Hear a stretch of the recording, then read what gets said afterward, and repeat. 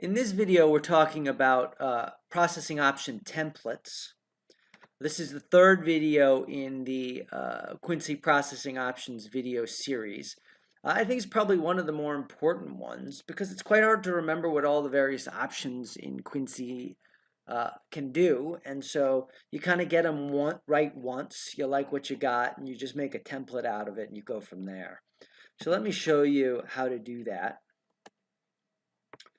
So first things first, normally we're coming here to the process data widget and we're coming into the customization windows. This is good for seeing what might be in a template. And again, these are our templates right here. So if we wanted to see what was in the hash template, we could click on it and then click customize, and it will show us just the one hash is in it. But this is not where we set the templates up. We set the templates up here in the admin panel under configuration and processing.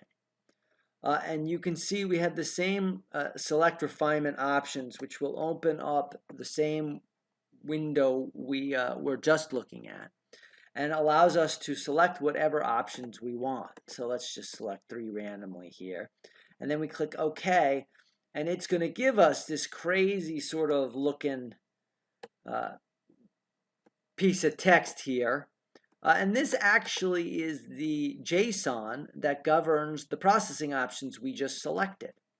And if we go ahead and call this demo and save it, it's going to add these processing options as a template in our default templates. And we can go ahead and click on that and see that it's called demo and it's these options.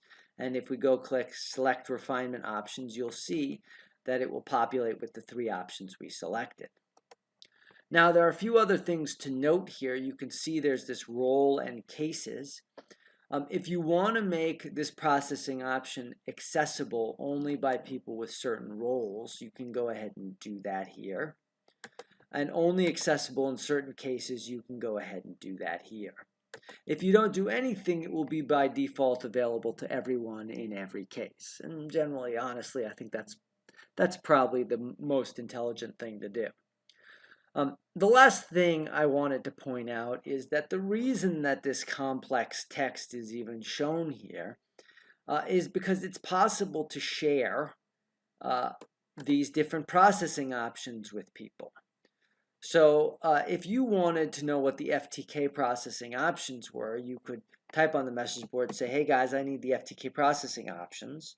And we could send you a bit of text that looked like this.